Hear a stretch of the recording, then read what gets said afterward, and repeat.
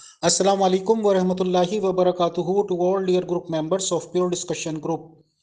आज हम इस्तकबाल करते हैं प्योर डिस्कशन ग्रुप में अहमदी जमात निज़ाम इस्लाह पसंद तंजीम के बहुत ही सरगर्म कारकुन मोहतरम तारिक चौहान साहब का। और आज हमारा मकसद ये देखना है कि आखिर ये मुसलमान लोग किस एंगल से और किस तरह से डिफेंड करते हैं एक लूट मार के केस को, कि किसी की फौज आके एक ताजिर के काफिले पे हमला करे, पहला हमला नाकाम हो जाए क्योंकि उन्हें कुछ अंदाजा हो गया था या उन्होंने रास्ता बदल लिया था, या ये कि ये पता चल गया था कि अबू जहल अलैहिस्सलाम जैसे सिपा सालार या जंगजू मौजूद हैं उनकी मदद के लिए, तो वो काफिला वापस चला गया, मतलब मेहनत करके भी नहीं खानी थी। और उसके बाद सोच के समझ के षड्यंत्र करके दूसरा अटैक किया गया। एक ताजिर पे किए गए हमले को किस तरह से डिफेंड करते हैं, ये सब कुछ देखने के लिए समझने के लिए आए मोहतरम तारिक चौहान साहब और हमें समझाएं, और इन बिटवीन प्लीज़ हमारे सवाल भी लेते रहें। शुक्रिया, जज़ाकल्लाह। अस्सलामु अलैकुम वरहमतुल्लाहि वबरकातुहू। जी बहुत दिलचस्प आपने इसकी आगाज़ किया इस नशिस्त का। तो जब हम ये सीरत इब्ने हशाम में पढ़ते हैं, जिल्द अव्वल सफ़ा 423,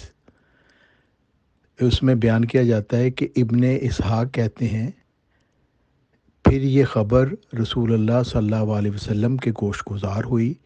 कि अबू सुफियान मुल्क शाम से कुरैश का बहुत बड़ा काफ़िला लेकर आ रहा है, जिसमें कुरैश का बहुत कसीर माल तजारत है।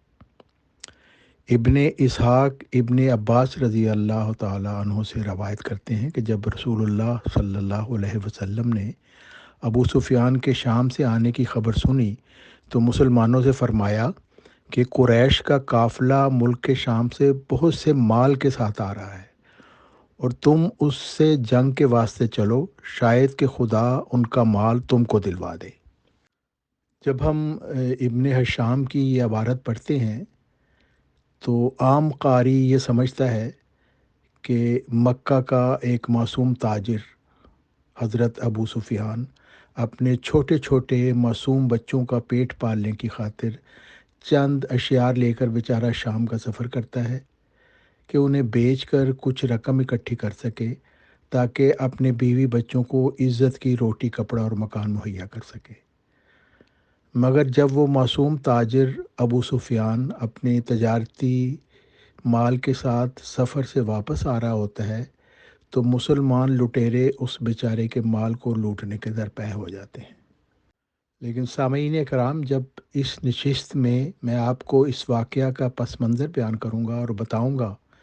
कि अबू सुफियान कितना मासूम था और कैसा हज़रत था, और जिन लोगों का अबू सुफियान नुमाइंदा था वो किस कुमाश के लोग थे, तो मुझे यकीन है कि जिस शख्स के दिल में इंसाफ की हल्की सी रमक भी मौजूद है, उसका दिल गवाही देगा कि मुसलमान अपने इस अमल में 100% हक़ पर थे। जब हम तारीख़ इस्लाम का मुतालिया करते हैं तो हमें मालूम होता है कि रसूल इस्लाम हज़रत मोहम्मद मुस्तफ़ा सल्लल्लाहु अलैहि वसल्लम को जब नबूवत के मनसब पर फ़ाइज़ किया गया तो पहले 3 साल ख़ामोशी से आप अपने करीबी रिश्तेदारों और जानने वालों को तबलीग करते रहे। मगर जब आपने खुले तौर पर तबलीग शुरू की तो मज़ालिम का आगाज़ हो गया। हालांकि सिर्फ़ चंद गरीब और कमज़ोर लोग आप पर ईमान लाए थे,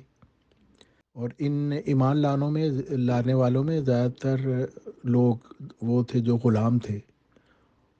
और ये चंद लोग थे, यानी 20-30 से भी कम थे,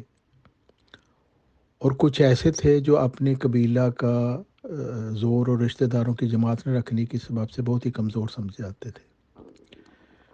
तो मुशरिकीन मक्का जो अपने आप को बदमाश समझते थे और वो समझते थे कि हमारे ख़िलाफ़, हमारे अकायद के ख़िलाफ़ कोई बात करने की जुर्रत नहीं कर सकता, उन्होंने इनको इस्लाम से हटाने के लिए एक बहुत ही भयानक, दर्दनाक जिस्मानी ईज़ा, तकलीफ़ें देनी शुरू कर दी। जो लोग तो ऐसे थे कि जिनका कबीला उनकी हमायत के लिए खड़ा हो सकता था, ان کے رشتہ داروں کو مشرکین مکہ نے آمادہ کیا کہ وہ مسلمان ہو جانے والے رشتہ داروں کو خود سزا دے کر اور انہیں اسلام سے ہٹانے کی کوشش کریں، اور مسلمانوں کا تمسخر، ہنسی ٹھٹھا اڑانے، ان کو ذلیل کرنے، ان کو برا بھلا کہنے کی اے، اس طرح ایک کمپین چلائی جائے کہ یہ جو تھوڑے سے لوگ، چند لوگ اسلام لائے ہیں، یہ بھی اسلام چھوڑ دیں اور آئندہ بھی کوئی اس میں داخل ہونے کی جرات نہ کر سکے۔ حضرت بلال رضی اللہ تعالیٰ عنہ امیہ بن خلف کے غلام تھے۔ ان کے اسلام لانے کا جب پتہ چلا تو امیہ بن خلف نے ان کو کسی قسم کی تکلیفیں دینی شروع کی۔ گرم ریت پر لٹا کر چھاتی کے اوپر گرم پتھر رکھ دیا، مشکیں باندھ کر کوڑوں سے اس کو پیٹا جاتا تھا، بھوکا رکھا جاتا تھا، گلے میں رسی باندھ کر لڑکوں کے سپرد کر دیا جاتا، اور وہ شہر مکہ کے گلی کوچوں میں اور شہر کے باہر پہاڑوں میں لیے پھرتے اور مارتے پیٹتے تھے۔ ان تمام تکلیفوں کو حضرت بلال رضی اللہ تعالیٰ عنہ برداشت کرتے اور احد احد کا نعرہ لگائے جاتے تھے۔ یہ بھی ایک طرح کا، وہ اوباش لڑکوں نے ایک ان کا مذاق بنا لیا تھا، اور احد احد کے نعرہ پر ان کو اور تکلیفیں دیتے تھے۔ حضرت عمار رضی اللہ تعالیٰ عنہ اپنے والد یاسر رضی اللہ تعالیٰ عنہ اور اپنی والدہ سمیہ رضی اللہ تعالیٰ عنہا کے ہمراہ مسلمان ہو گئے تھے، اور ابو جہل ان کو ہر وقت دکھ، تکلیفیں اور درد دیتا تھا، ان کو ان سے ظلم کرتا تھا۔ حضرت سمیہ رضی اللہ تعالیٰ عنہا کو ظالم ابو جہل نے نہایت بے دردی سے نیزہ مار کر شہید کر دیا۔ حضرت زبیر رضی اللہ تعالیٰ عنہ کو ابو جہل نے اس قدر مارا کہ مارتے مارتے اندھا کر دیا۔ غرض بہت سے غلام اور لونڈیاں تھیں جن کو ایسی ایسی سخت اور شدید سزائیں دی گئی کہ ان کے تصور سے بدن کے رونگٹے کھڑے ہوتے ہیں۔ مگر یہ مشرکین مکہ کے بدماش پھر بھی ان لوگوں کو، کمزوروں کو، اسلام سے نہ ہٹا سکے۔ حضرت عثمان بن عفان قبیلہ بنو امیہ کے ایک امیر آدمی تھے۔ مسلمان ہونے کی وجہ سے ان کے چچا نے ان کو رسیوں سے باندھ کر خوب مارا اور قسم قسم کی جسمانی ایذائیں پہنچائیں۔ حضرت زبیر بن عوام رضی اللہ تعالیٰ عنہ کو ان کا چچا چٹائی میں لپیٹ کر ان کی ناک میں دھواں دیا کرتا تھا۔ حضرت ابو ذر غفاری رضی اللہ تعالیٰ عنہ کو قریش نے قرآن پڑھتے ہوئے سن کر اس قدر مارا کہ مارتے مارتے بے ہوش کر کے زمین پر ڈال دیا، اور قریب تھا کہ ان کو جان سے ہی مار ڈالتے، مگر حضرت عباس بن عبد المطلب نے قریش کو یہ کہہ کے روکا کہ یہ شخص بنو غفار تمہارے تجارتی قافلوں کے راستہ میں آباد ہے، اس کا قبیلہ، تو وہ تمہارا ناک میں دم کر دیں گے، تو پھر انہوں نے چھوڑ دیا۔ حضرت عبداللہ بن مسعود رضی اللہ تعالیٰ عنہ کو بھی اسی طرح صحن کعبہ میں مارتے مارتے بے ہوش کر دیا۔ حضرت خباب بن الارت کو طرح طرح کی تکلیفیں دیں۔ ایک مرتبہ خوب دہکتے ہوئے انگارے زمین پر بچھا کر ان کو انگاروں پر چت لٹا دیا، اور ایک شخص ان کی چھاتی پر بیٹھ گیا کہ کروٹ بھی نہ بدل سکیں، اور ان کی کمر کی تمام کھال اور گوشت جل کر کباب ہو گیا۔ بعض صحابہ رضوان اللہ علیہ مجمعین کو گائے یا اونٹ کے کچے چمڑے میں لپیٹ کر اور باندھ کر لٹا دیتے تھے، اور بعض کو لوہے کی زرہ پہ۔ بدماش مشرکین مکہ کے ان کمزور اور نادان لوگوں پر مظالم کس لیے تھے؟ کیونکہ یہ کمزور نادار لوگ اس بات کے متمنی تھے کہ مشرکین مکہ سے ان کا مال و اسباب چھین لیں۔ ان میں تو ایسی طاقت نہ تھی، نہ کسی دھمکی دینے کی حالت میں تھے، ایسے کمزور اور غریب تھے، زیادہ تر غلام تھے، نہ ان کے۔ کیا یہ جرم اتنا بڑا تھا کہ ان کمزوروں سے جینے کا حق چھین لیا جاتا؟ مشرکین مکہ کی یہ ناحق مظالم صرف اس وجہ سے تھے کہ وہ سمجھتے تھے کہ ہم طاقتور ہیں اور ہم کسی تحریک کو، ایسی تحریک کو ہرگز پنپنے نہیں دیں گے جو ہمارے عقائد کے خلاف ہو۔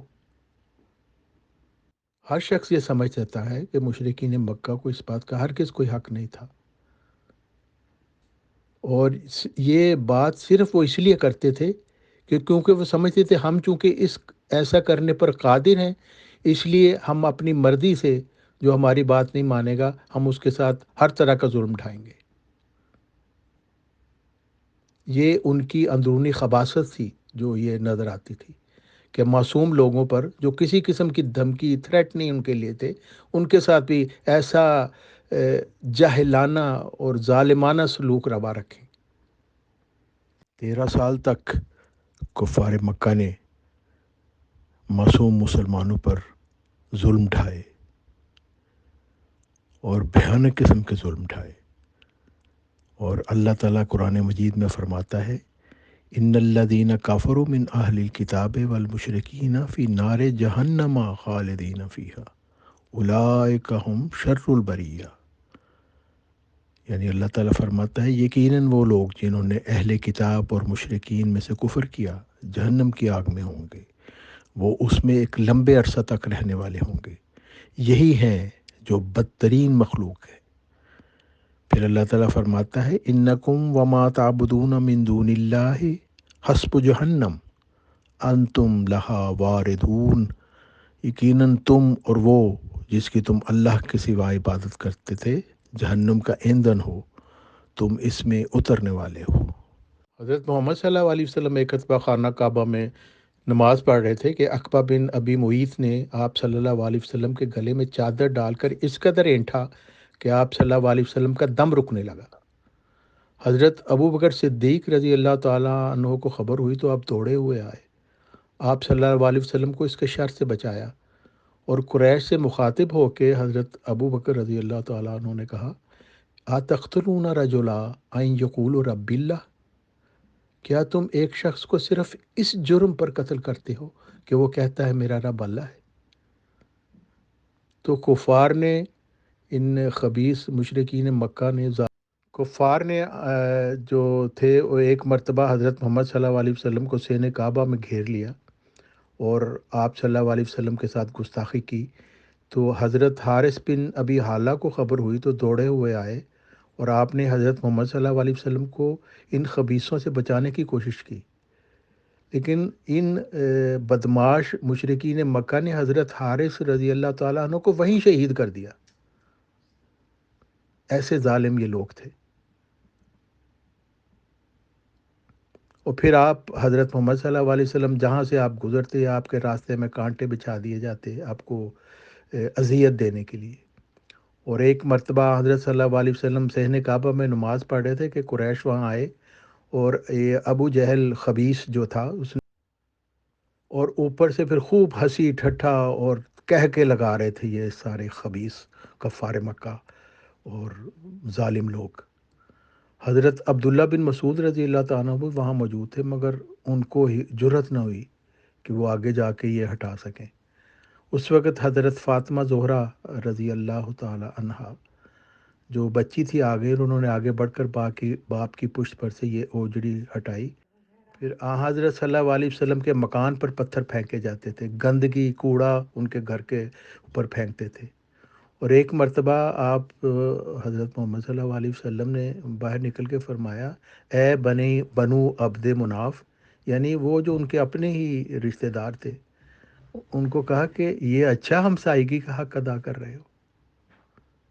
پھر کبھی ان کو مجنون کہتے، کبھی ساحر کہتے، کبھی جادوگر کہتے، اور ہر طرح کی تکالیف ان کو پہنچانے کی انہوں نے کوشش کی،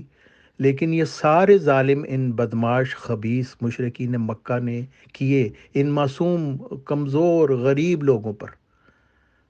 پھر حضرت صلی اللہ علیہ وسلم کے مکان پر پتھر پھینکے جاتے تھے، گندگی کوڑا ان کے گھر کے اوپر پھینکتے تھے۔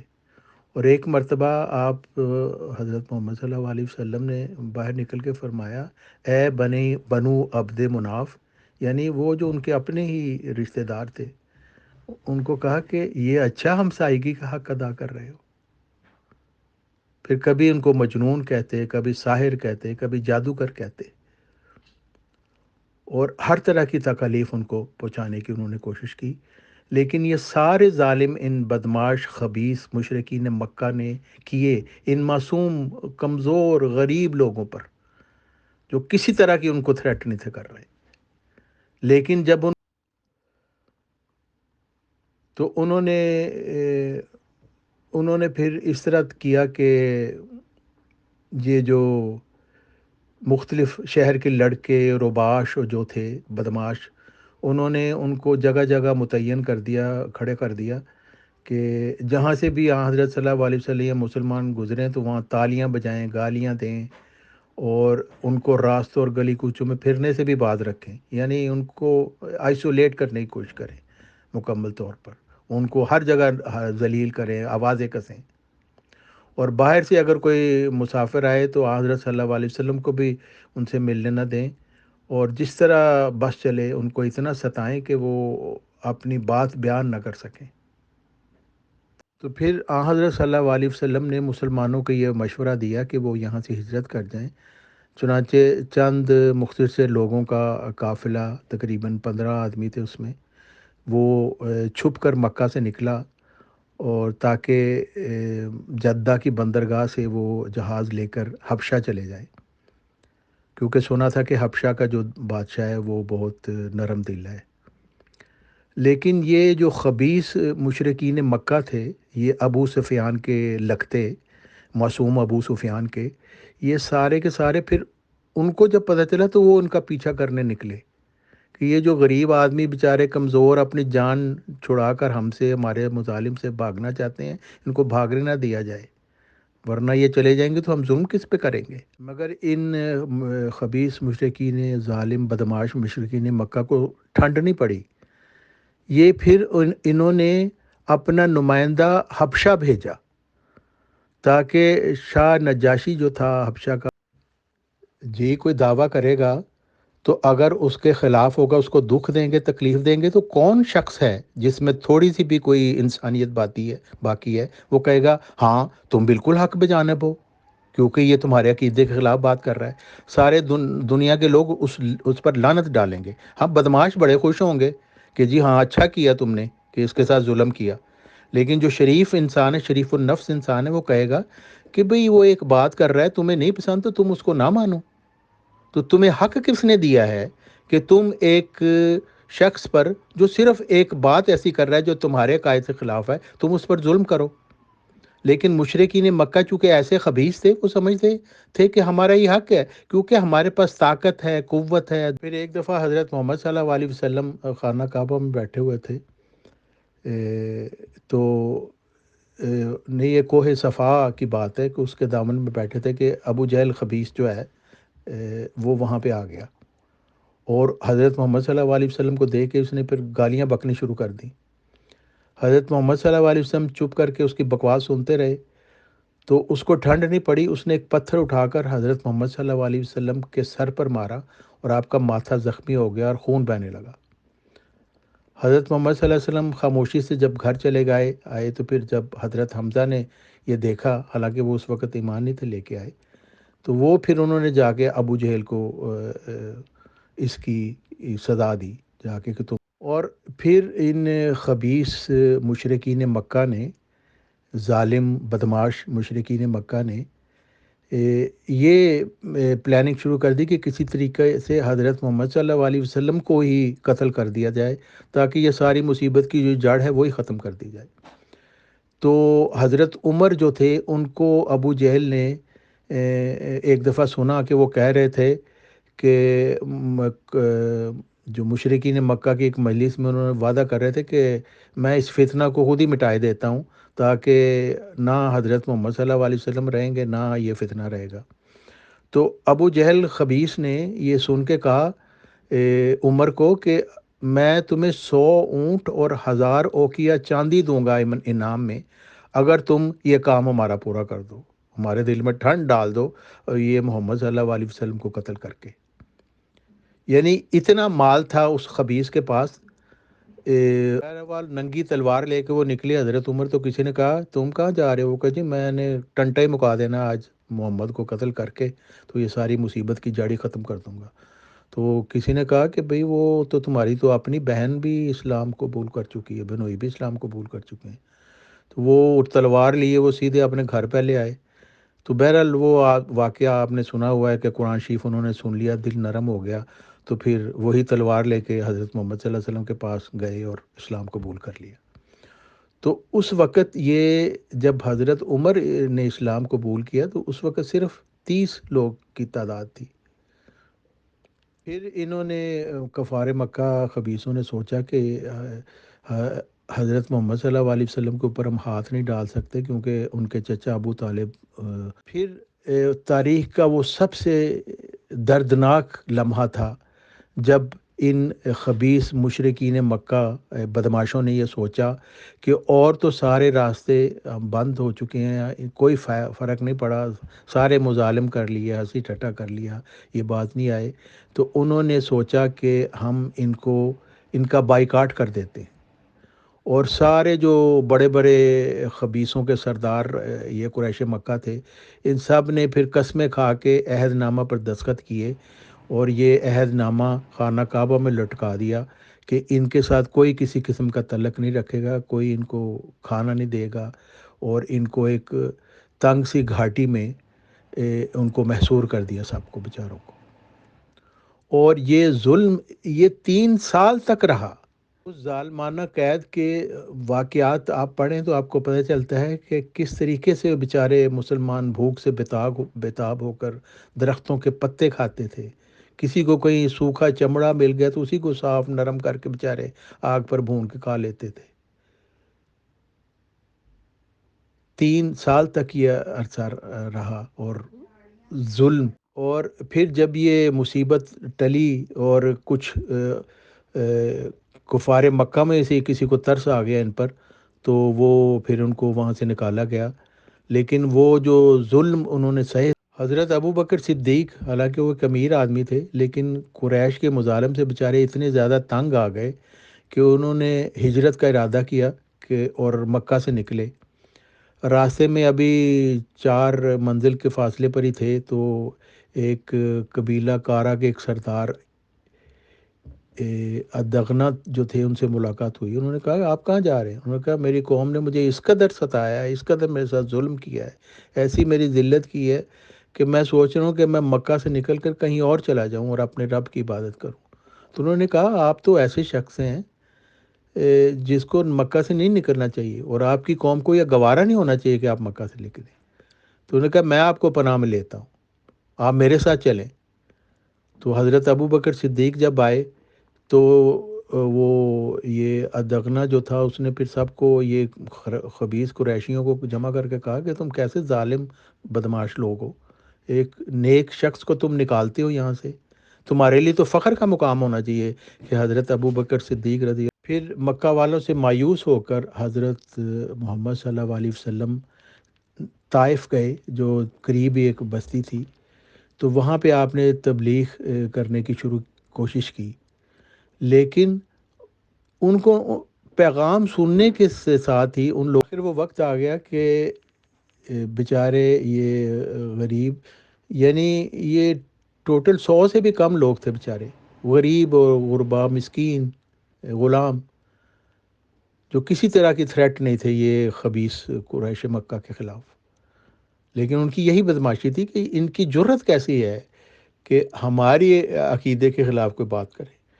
تو اتنے ظلم ڈھائے متواتر کہ آخر پھر اللہ تعالیٰ کی طرف سے بھی حکم ہو گیا کہ اب آپ مدینہ کی طرف ہجرت کر جائیں تمام مسلمان۔ تو آہستہ آہستہ کر کے بیچارے چھپ کے وہاں سے نکلنے لگے، کیونکہ نکلنے بھی نہیں تھے دیتے، کیونکہ ان کو تو مزہ اس سے آتا تھا کہ ان غریبوں پر ظلم کریں۔ اور مطلب ایک لڑکے نے دعویٰ کیا کہ وہ نبی ہیں، تبلیغ شروع کی، خاندان سے مخالفت ہوئی، سماج سے مخالفت ہوئی، جو کہ عام طور سے سبھی کی ہوتی ہے، تو اس کے بعد انہیں یہ موقع مل گیا کہ وہ لوٹ مار مچا دیں اپنی فوجوں کے ساتھ، جن کو حضرت ام سلمہ رضی اللہ تعالیٰ عنہ کہتی ہیں کہ میرے شوہر ابو سلمہ رضی اللہ تعالیٰ عنہ نے جب ہجرت کا ارادہ کیا تو مجھ کو اونٹ پر بٹھایا، میری گود میں میرا چھوٹا بچہ سلمہ تھا۔ جب ہم روانہ ہوئے تو میرے قبیلہ کے لوگوں نے ابو سلمہ کو آ کر گھیر لیا اور کہا تو جا سکتا ہے، لیکن یہ نہیں ہو سکتا کہ تو ہماری لڑکی کو لے جائے۔ اتنے میں جی آپ فکر نہ کریں، میں لوٹ مار پہ بھی آؤں گا، اور جیسے کہ میں نے وعدہ کیا ہے کہ جب میں آپ کو بتاؤں گا تو پھر جس میں بھی کوئی انصاف کی رمق ہے وہ سمجھ جائے گا کہ لوٹ مار کس طرح کی تھی۔ حضرت صہیب رومی رضی اللہ تعالیٰ عنہ جب مکہ سے جانے لگے تو ان کا تمام مال و اسباب مکہ والوں نے چھین لیا۔ یہ لوٹ مار کس نے کی تھی؟ یہ خبیث مشرکین مکہ بدماشوں نے کی تھی۔ ایک غریب آدمی، ایک آدمی آپ کا گھر، آپ کا شہر چھوڑ کر جا رہا ہے، تو آپ نے سارا مال ان کا چھین لیا، ہزاروں روپیہ کا مال زر چھین کر، اور ان کو کہا کہ ہاں ٹھیک ہے اب جاؤ پھر۔ یہ تھے مشرکین مکہ۔ حضرت حشام بن عاص نے جب ہجرت کا ارادہ کیا تو مشرکین مکہ کو خبر ہو گئی، بدماشوں کو۔ انہوں نے حضرت حشام رضی اللہ تعالیٰ عنہ کو پکڑ کر قید کر دیا اور ہر طرح کی تکلیفیں ان کو پہنچائی۔ پھر حضرت عباس رضی اللہ تعالیٰ عنہ ہجرت کر کے مدینہ پہنچ گئے تو ابو جہل ان کے پیچھے آیا اور دھوکہ دے کر پھر مکہ میں لایا اور پھر ان کو قید کر دیا۔ یعنی ایسے ظالم تھے کہ وہ جانے والوں کے پیچھے۔ اور پھر یہ خبیث مشرکین مکہ، ظالم لوگ، بدماش، انہوں نے دیکھا کہ یہ اب ہمارے ہاتھ سے یہ نکلتے جا رہے ہیں، تو اس وقت حضرت محمد صلی اللہ علیہ وسلم کو ابھی حکم نہیں تھا ہوا وہاں سے جانے کا، تو انہوں نے پھر سارے یہ جو خبیثوں کے سردار تھے یہ سارے مل کے انہوں نے ایک میٹنگ کی، اور یہ انہوں نے مشورہ کرنے کی کوشش کی کہ اس وقت کیا کرنا چاہیے۔ تو ان میں خبیثوں کا سب سے بڑا سردار وہ ابو جہل ہی تھا۔ اس نے کہا کہ میری رائے یہ ہے کہ ہر ایک قبیلہ سے ایک ایک تلوار بازی کے ماہر کو منتخب کیا جائے، اور یہ سارے کے سارے لوگ ایک ہی وقت میں چاروں طرف سے حضرت محمد صلی اللہ علیہ وسلم کو گھیر کر ایک ساتھ وار کر کے ان کو قتل کر دیں، اور اس قتل کے فعل کا انجام یہ ہوگا کہ پھر محمد کا خون جو ہے وہ تمام قبائل پر تقسیم ہو جائے گا، اور بنو ہاشم جو ہے وہ پھر تمام قبائل سے مقابلہ نہیں کر سکیں گے، تو ہم کہیں گے ٹھیک ہے ہم خون بہا دے دیتے ہیں اس کا۔ تو بہرحال حضرت محمد صلی اللہ علیہ وسلم کے، جیسا کہ آپ لوگوں کو پتہ ہے کہ انہوں نے پھر ہجرت کی حضرت ابو بکر کے ساتھ، اور ان کے پیچھے بھی پھر انہوں لوگوں نے دوڑائے وہ لوگ جو ان کو پکڑ کر لائیں، لیکن بہرحال اللہ تعالیٰ کی تقدیر نہیں تھی، وہ ان کو نقصان نہیں پہنچا سکتی، اور حضرت محمد صلی اللہ علیہ وسلم بخیریت پھر مدینہ پہنچ گئے۔ جب یہ مدینہ پہنچ گئے تو یہ جو مشرکین مکہ کی بدماشیاں ختم نہیں ہوئیں، کسی کو پکڑ لیتے تھے تو اس کے ساتھ ویسے ہی ظلم کرتے تھے اسی طرح کا۔ اور حالانکہ جب حج کا وقت ہوتا تھا اس وقت مکہ کے قریش میں بھی یہ تھی رواج تھا کہ وہ کسی کو تکلیف و دکھ نہیں دیتے تھے، لیکن اس میں بھی یہ بات نہیں آتے تھے، بلکہ مسلمانوں کو دھمکی دیتے تھے کہ ہم تمہارا حج بند کر دیں گے۔ اور پھر مدینہ کے باہر ایک چراگاہ سے اونٹ ان کے چر رہے تھے مسلمانوں کے، وہ وہاں سے بھگا کے لے گئے، اور اس کے علاوہ وہ پلاننگ بھی کرتے رہتے تھے، کیونکہ ان کو برداشت نہیں تھا کہ مسلمان ہمارے چنگل سے نکل کر مدینہ میں آزادی سے اپنے دین کی تبلیغ کر رہے ہیں۔ جب یہ مدینہ پہنچ گئے تو یہ جو مشرکین مکہ کی بدماشیاں ختم نہیں ہوئیں، کسی کو پکڑ لیتے تھے تو اس کے ساتھ ویسے ہی ظلم کرتے تھے اسی طرح کا۔ اور حالانکہ جب حج کا وقت ہوتا تھا اس وقت مکہ کے قریش میں بھی یہ تھی رواج تھا کہ وہ کسی کو تکلیف و دکھ نہیں دیتے تھے، لیکن اس میں بھی یہ بات نہیں آتے تھے، بلکہ مسلمانوں کو دھمکی دیتے تھے کہ ہم تمہارا حج بند کر دیں گے۔ اور پھر مدینہ کے باہر ایک چراگاہ سے اونٹ ان کے چر رہے تھے مسلمانوں کے، وہ وہاں سے بھگا کے لے گئے، اور اس کے علاوہ وہ پلاننگ بھی کرتے رہتے تھے، کیونکہ ان کو برداشت نہیں تھا کہ مسلمان ہمارے چنگل سے نکل کر مدینہ میں آزادی سے اپنے دین کی تبلیغ کر رہے ہیں۔ پھر یہ جو خبیث مشرکین مکہ، ظالم، متکبر، انہوں نے یہ ارادہ کیا کہ یہ جو مدینہ میں یہ اپنی بنانے کی کوشش کر رہے ہیں ریاست، ہم اس کو ہی ختم کر دیں۔ یعنی ظلم ساری در 11-13 سال ظلم کیے، ٹھنڈ نہیں پڑی ان خبیثوں کو، ان ظالموں کو، ان بدماشوں کو۔ تو ان کو یہ تھا کہ اب یہ وہاں سکون سے بیٹھے ہیں، وہاں جا کے حملہ کریں اور ان کو تباہ و برباد کر دیں، اور اس کے لیے انہوں نے پھر اپنے معاشی وسائل کو مضبوط کرنا شروع کر دیا، مشکل طریقے تھے، اور سب نے فیصلہ کیا کہ ایک تجارتی قافلہ بھیجا جائے یہ معصوم ابو سفیان کے ہاتھوں، اور اس کا سارا منافع اسی غرض سے وقف ہو کہ یہ ہم اس سے پھر اسلحہ خریدیں گے اور لوگ اکٹھے کریں گے، اور پھر یہ اس کو مدینہ کے اوپر ایک مضبوط حملہ کریں گے اور ان کو تباہ و برباد کر دیں گے۔ تو شروع میں جس قافلے کا میں نے ذکر کیا تھا، معصوم ابو سفیان، وہ اپنے غریب بیوی بچوں کے لیے روٹے کے ٹکڑے اکٹھے نہیں تھا کیا کرنا گیا، وہ مسلمانوں پر ایک بھرپور حملہ کرنے کے لیے تجارت کا مال اکٹھا کرنے گیا تھا۔ اور وہ ابو سفیان معصوم نہیں تھا، سب سے بڑا لٹیرا وہ ابو سفیان تھا۔ اور یہ بدماش جو مشرکین مکہ تھے، یہ سب سے بڑے ظالم اور بدماش تھے۔ ان کی یہ پلاننگ تھی کہ ہم یہ ایک بہت بڑا کام۔ تو سامعین کرام، جو آپ کے دل میں ایک ذرا سی بھی انصاف کی رمق ہے کسی میں، تو آپ سوچیں کہ ایک ایسی قوم جو معصوم لوگوں پر متواتر ظلم کرتی رہی ہو، 13 سال تک متواتر ظلم کیا ہو، ہنسی ٹھٹا دکھ تکلیفیں قتل، ان کی ماں بہنوں کی عزتیں لوٹنا اور ظلم ان پر کرنا، اور بچے کو باپ سے ماں سے علیحدہ کر دینا، اور ان کو بائیکاٹ کر دینا، ان کا کھانا پینا بند کر دینا، یہ سارے ظلم ان مشرکین مکہ نے روا رکھے۔ اور پھر وہ بیچارے جب وہاں ان خبیثوں سے چھوٹ کر وہاں چلے گئے، تو وہاں پہ بھی ان ذلیل خبیث بدماشوں نے ان کو ٹھنڈ نہیں پڑی، وہاں پہ بھی جا کے انہوں نے پھر یہ پلاننگ شروع کر دی کہ وہ ریاست مدینہ جو بیچارے غریب لوگوں نے بنائی ہے، جو صرف اپنے دین کی تبلیغ کر رہے ہیں، کسی کے اوپر تھریٹ نہیں تھے، تو اس کو یہ تباہ کر دیں۔ اور یہ نام نہاد معصوم ابو سفیان ان کا سب سے بڑا سردار تھا، یہی تھا وہ ابو سفیان۔ آپ بتائیں کہ مسلمان اس میں حق بجانب کیا نہیں تھے کہ ایسے قافلے کے اوپر حملہ کریں، جو اس لیے جو بھیجا گیا تھا تاکہ وہ مال اکٹھا کرے اور مسلمانوں پر حملہ کرے۔ بالکل وہ اس پہ حق بجانب تھے، اور حضرت محمد صلی اللہ علیہ وسلم اور ان کے مسلمان معصوم تھے، اور یہ ان کی اسٹریٹجی بالکل۔ اب دیکھیں اس وقت یوکرائنا کی جنگ چل رہی ہے، تو وہ جو پوتن ہے وہ مشرکین مکہ کی طرح وہ ایک ظالم انسان ہے جو یوکرائنا پر خام خواہ حملہ کر رہا ہے، بدماشی کی وجہ، صرف اس وجہ سے کہ اس کے پاس اختیار ہے۔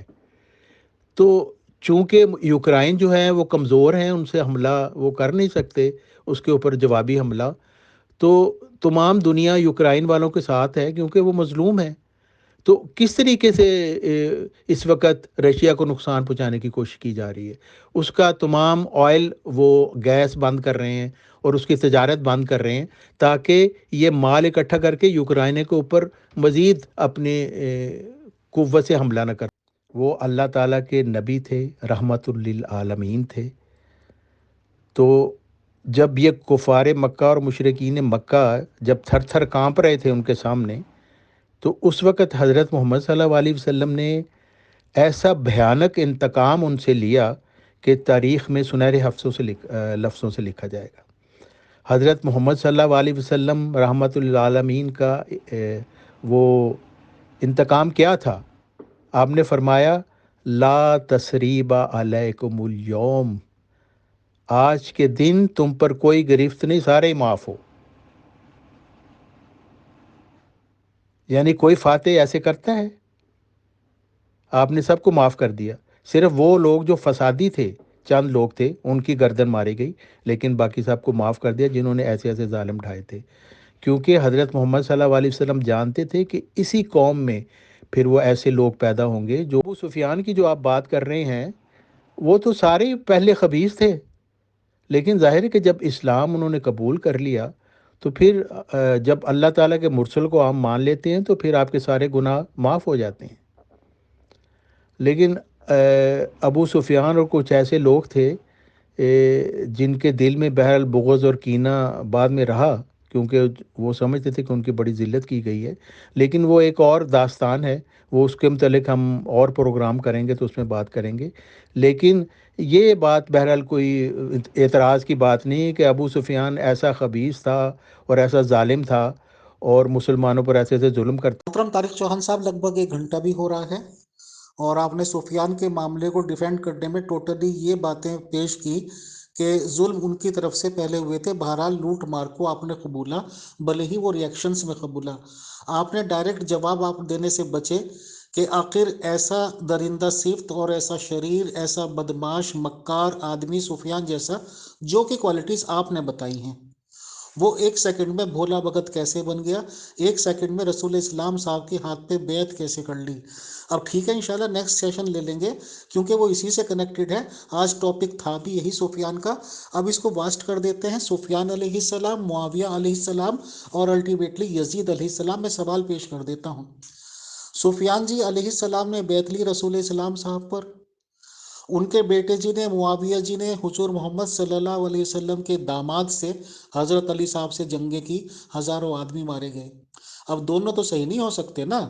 کہ لوگوں کے گھر اجاڑ دیے، آدمی اجاڑ دیے، قتل و غارت گیری کر دی، سب کچھ کر دیا، اور دونوں نیک کے نیک، ایک تو غلط ہوگا۔ پھر الٹیمیٹلی یزید علیہ السلام نے رسول محمد صلی اللہ علیہ وسلم کی فیملی کو ہی نمٹا دیا۔ 70-72 نفوس تھے، جس میں کہ دودھ منہ بچے سے لے کے امام حسین علیہ السلام بزرگ تک۔ اور سوال یہ بھی ہے کہ یزید تو اپنے دربار میں بیٹھا تھا، فوجیں ہی کام کر رہی تھی نا، سب لوگوں نے کلمے بھی پڑھے ہیں، ان کی گردن بھی کاٹی ہے۔ جی آپ نے بہت صحیح بات کی ہے کہ یہ وہ لوگ تھے جنہوں نے حضرت محمد صلی اللہ علیہ وسلم پر، جنہوں نے دیکھا تھا بلکہ، اور ان کی اولادیں تھیں وہ، اور پھر ایسی ایک شرمناک تاریخ ہے اسلام کی جس کے اوپر ان مسلمانوں کے سر جھک جاتے ہیں کہ یہی لوگوں نے پھر کیسے اہل بیت کے ساتھ کیسے کیسے ظلم کیے۔ اور یہی بات میں آپ کو بتانا چاہتا تھا، لیکن مجھے یہ تھا کہ بات لمبی ہو جائے گی، کہ یہ ابو سفیان اور اس کی کماش کے لوگ جو تھے، یہ اسلام تو لے آئے تھے مجبوراً، کیونکہ ظاہر ہے جب سر کے اوپر چڑھ کے اتنی بڑی فوج تو کیا کرتے، لیکن پھر ان کے دل کے بغض اور کینے نہیں نکلے۔ امیر معاویہ نے جو کیا، حضرت علی جو خلیفہ راشد تھے ان کے ساتھ کیسے کیسے انہوں نے پلاننگ کی اور ان کو تکلیف دکھ پہنچانے کی کوشش کی۔ جنگ صفین میں 70,000 مسلمان جان سے ہاتھ دھو بیٹھے، یہ معاویہ کی بغاوت تھی۔ اور پھر معاویہ نے سب سے بڑا ظلم جو اس نے کیا وہ یہ تھی کہ اپنے ایک شرابی کبابی بدماش بیٹے یزید کو خلافت پر مسلط کر دیا۔ خلافت تو کوئی نہیں تھی، وہ ملوکیت تھی، امیر معاویہ سے ہی ہو گئی تھی۔ محترم طارق چوہان صاحب، یہ والی جو آڈیو آپ نے کی ہے 1 منٹ 36 سیکنڈ کی، کیا اس پہ احمدی جماعت قادیان کے ممبرس بھی یہی خیالات رکھتے ہیں؟ کیا احمدی جماعت یا احمدی لوگ جو ہیں اس پہ متفق ہیں اس بیان پہ آپ کے، یا یہ کہ مسلمانوں کی طرح بھی کچھ لوگ رکھتے ہیں کہ ادھر سفیان بھی رائٹ، ادھر پروفٹ آف اسلام بھی رائٹ، ادھر معاویہ بھی رائٹ، ادھر علی جی بھی رائٹ، ادھر یزید بھی رائٹ، اور ادھر حسین صاحب بھی رائٹ؟ ایسا تو نہیں رکھتے نا؟ جی آپ کا نام تو مجھے نہیں معلوم، لیکن آپ نے سوال یہ ایک اچھا کیا، سوال دلچسپ سوال ہے کہ حضرت محمد صلی اللہ علیہ وسلم نے ان پر کیوں ٹرسٹ کیا۔ دیکھیں، حضرت محمد صلی اللہ علیہ وسلم ایک انسان تھے، اور انہوں نے جو بھی اسلام قبول کرتا تھا اس کے اوپر وہ ٹرسٹ کرتے تھے، کیونکہ دل کے حال اللہ تعالیٰ جانتا ہے، اور اللہ تعالیٰ بھی انسان کے دل کی حالت جو ہے وہ لوگوں پر ظاہر نہیں کیا کرتا جب تک کہ وہ اپنے اعمال سے اس کو ظاہر نہ کرتے۔ تو حضرت محمد صلی اللہ علیہ وسلم نے سب پر ٹرسٹ کیا جو بھی تھے۔ ابو سفیان بلکہ اپنے لیے مراعات بھی اس نے حاصل کی، امیر معاویہ کے لیے اس کو یہ تھا کہ میرا بیٹا جو ہے وہ ذرا حضرت محمد صلی اللہ علیہ وسلم کے قریب ہو جائے تاکہ پھر بعد میں اس کو پھر مراعات ملے۔ بہرحال وہ ایک لمبی تاریخ ہے، بعد میں کسی وقت بات کریں گے۔ لیکن حضرت محمد صلی اللہ علیہ وسلم ابو سفیان کے ساتھ بہت ہمدردی اور پیار کا سلوک کرتے رہے، تاریخ اسلام میں آپ پڑھ کے دیکھیں۔ وہ ان کی دلجوئی کرنا چاہتے تھے کہ تاکہ ان کے دل کے کینے اور بغض ختم ہوں، لیکن ایسا ہو نہیں سکا کیونکہ ان کی اپنی منصوبہ بندی تھی۔ اور پھر جی مجھے دوسروں کا تو نہیں پتہ، ہر ایک کی اپنا اپنا خیال ہوتا ہے، لیکن یہ جو بات میں نے بیان کی ہے یہ تاریخ اسلام آپ اٹھا کے دیکھ لیں تو ساری باتیں آپ کو واضح ہو جائیں گی کہ ان لوگوں نے کس طریقے سے پلاننگ کی اور اسلام کو ایک ناقابل تلافی نقصان پہنچایا۔ بظاہر یہ مسلمان ہو چکے تھے، لیکن یہ ان کے دل میں وہ بغض جو تھے وہ ختم نہیں تھے ہوئے، اور پھر اپنے وقت پہ جب ان کو موقع ملا تو وہ انہوں نے بغض نکالے۔ یزید جب حضرت امام حسین رضی اللہ تعالیٰ عنہ کو شہید کر دیا گیا اور خواتین مبارکہ کو بے عزت کیا گیا تو اس وقت یزید کے الفاظ دیکھ لیں، اور یہ امیر فیصل صاحب یہ بات اکثر یہاں اس گروپ میں ہوتی رہتی ہے، لیکن میں سمجھتا ہوں کہ یہ سارے بہتان ہیں حضرت فاطمہ رضی اللہ تعالیٰ عنہ کے اوپر، کہ وہ حضرت ابو بکر رضی اللہ عنہ سے کسی جائیداد کے لیے لڑ رہی تھیں۔ یہ سارے شیعوں نے باتیں بنائی ہوئی ہیں، جو اسلام کے مخالف لوگ ہیں انہوں نے بنائی ہوئی ہیں، صرف یہ کہ حضرت محمد صلی اللہ علیہ وسلم کے صحابہ کو مطعون کرنے کے لیے۔ ورنہ میں سمجھتا ہوں کہ یہ حضرت فاطمہ رضی اللہ تعالیٰ عنہ کے شایہ نشان ہی نہیں، اور نہ حضرت ابو بکر رضی اللہ تعالیٰ عنہ کے شایہ نشان ہے۔ یہ ساری روایات ہیں جو یہ جھوٹی ہیں۔ یہ حضرت محمد صلی اللہ علیہ وسلم کی ایک عظیم الشان بیٹی ایسے باتیں کر ہی نہیں تھی سکتی۔ تو آپ دیکھیں یہ روایات میں بہت اختلاف ہے، تو اس لیے ان کے باتوں کا ذکر کرنا اور اس کو بنیاد بنانا تو بالکل نادانی ہے۔ تاریخ کے ساتھ بھی ایک جو تاریخ کا طالب علم ہے ویسے ظلم کبھی نہیں کرتا کہ من گھڑت باتوں کے اوپر اپنا بنیاد بنا کر اور تو کوئی ایک خیال قائم کرے۔ تو یہ ساری باتیں جو ہیں یہ غلط ہیں، من گھڑت ہیں، اس کا حقیقت سے دور کا بھی واسطہ نہیں ہے۔ حضرت ابو بکر رضی اللہ تعالیٰ عنہ کے عظیم الشان صحابی تھے، اور ایک عظیم الشان انسان تھے، اور ایک عظیم الشان روحانی مقام رکھتے تھے۔ اور حضرت فاطمہ رضی اللہ تعالیٰ عنہ کا ایک عظیم روحانی مقام تھا، وہ صرف حضرت محمد صلی اللہ علیہ وسلم کی بیٹی نہیں تھی، کیونکہ صرف بیٹی ہونا کوئی مقام نہیں دیتا، روحانی مقام اصل مقام ہوتا ہے جو اللہ تعالیٰ کے نزدیک ان کا مقام تھا۔ اور وہ اہل بیت جو تھے، حضرت محمد صلی اللہ علیہ وسلم، حضرت علی، حضرت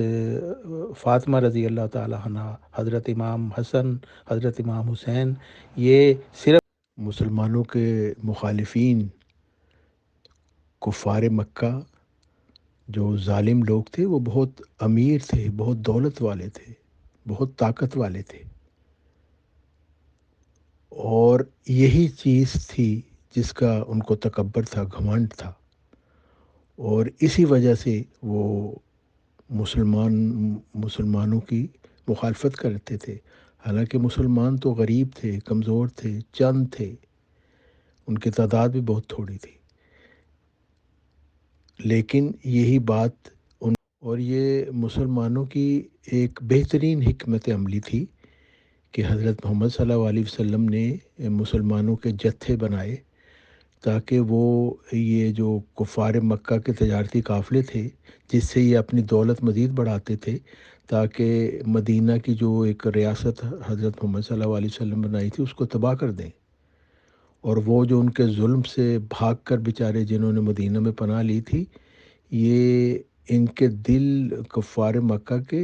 بہت سخت اس سے دکھی تھے کہ یہ ہمارے ہاتھ سے نکل گئے، اور اس لیے مسلمانوں کا یہ بہت بہترین حکمت عملی تھی کہ ان تجارتی قافلوں پر حملہ کیا جائے تاکہ ان کو کمزور کریں، تاکہ یہ پھر ہم پر حملہ نہ کر سکیں، مسلمانوں پر حملہ نہ کر سکیں۔ تو یہ ایک بہترین حکمت عملی تھی، لیکن یہ بات وہ لوگ نہیں، اور مسلمانوں کی بے سر و سامانی کا آپ اس سے اندازہ کریں کہ جب یہ جنگ بدر ہوئی ہے، یہ اسی واقعے کے بعد جب یہ قافلے کے اوپر حملہ کرنے کے لیے مسلمان نکلے ہیں، اور پھر ابو سفیان نے پہلے سے ہی قریش کو تیار کر لیا کہ آ کے اس مال کو بچاؤ، تو اس کے نتیجہ میں جب جنگ بدر ہوئی ہے تو یہ تقریباً 17 رمضان 2 ہجری کا واقعہ ہے۔ تو اس جنگ میں مسلمانوں کی تعداد تو 313 تھی، اور آپ اندازہ کریں ان کے پاس صرف 2 گھوڑے تھے، 70 اونٹ تھے، اور صرف 6 زریں اور 8 تلواریں تھیں، لیکن ان کے مقابلے پر لشکر کفار 1000 افراد پر مشتمل تھا، جو ہٹے کٹے موٹے اور طاقتور لوگ تھے، جن کے پاس 100 گھوڑے تھے، 700 اونٹ تھے، اور جیسے کہ میں نے بیان کیا ہے جو ظلم مظالم کے پہاڑ جو مسلمانوں پر ٹوٹے ان بدبخت کفار مکہ کے ہاتھوں، تو مسلمان تو سخت ڈرے ہوئے تھے کہ اگر دوبارہ انہوں نے مدینہ پر حملہ کر کے ہم پر قبضہ کر لیا تو پھر وہی سے وہ ظلم اور بربریت کی داستان یہ دہرائیں گے ہمارے ساتھ۔ تو وہ اس بات پہ بالکل حق پہ جانب تھے کہ ان کے اوپر حملہ کریں اور ان کی طاقت کو توڑیں جب بھی ان کو موقع ملے، کیونکہ ظالم لوگ یہ قریش مکہ تھے، اور ابو سفیان اور اس کے ساتھی معصوم نہیں تھے بلکہ ظالم لوگ تھے، اور ان کی تجارت اسی لیے تھی تاکہ وہ مزید طاقت حاصل کر کے مدینہ کی ریاست کی اینٹ سے اینٹ بجا دیں۔ اس لیے مسلمانوں کو اپنے دفاع کا پورا پورا حق تھا، اور اس سلسلے میں منصوبہ بندی کرنے کا بھی انہیں پورا پورا حق تھا۔ یہ جو 313 مسلمان تھے جو غریب، کمزور، بے سر و سامانی کی حالت میں تھے، جن میں سے اکثر ایسے لوگ تھے جن کے پاس پہننے کے لیے جوتے تک نہیں تھے، ان کے ہاتھوں سے پھر یہ بڑے بڑے موٹے سنڈے یہ کفار مکہ مارے گئے۔ ابو جہل بھی مارا گیا جو حضرت محمد صلی اللہ علیہ وسلم کو جسمانی اور ذہنی دکھ دیتا تھا، اور وہ سردار بھی مارا گیا جو امیہ بن خلف، جس نے حضرت بلال رضی اللہ تعالیٰ عنہ پر بے شمار ظلم اٹھائے۔ اور اسی جو جنگ تھی اس میں قریش مکہ کے 70 آدمی مارے گئے، جس میں سے 36 حضرت علی کرم اللہ وجہ کے ہاتھوں قتل ہوئے، اور 70 سے زیادہ گرفتار ہوئے، اور مسلمانوں کے صرف 14 آدمی شہید ہوئے۔ اور قریش مکہ کی پھر آل رسول صلی اللہ علیہ وسلم سے اور حضرت علی سے یہ خاص جو بغض اور کینہ تھا وہ اسی وجہ سے تھا کہ ان کے بڑے بڑے سردار حضرت علی کرم اللہ وجہ کے ہاتھ سے قتل ہوئے تھے، جو پھر بعد میں ان قریش مکہ نے اسلام قبول کرنے کے بعد بھی پھر وہ بغض و کینہ اپنے دل میں رکھا، اور پھر حضرت علی کرم اللہ وجہ کے ساتھ انہوں نے پھر جنگیں کی اور شورشیں کی، اور ان کو ہر طرح سے انہوں نے دکھ دینے کی کوشش کی۔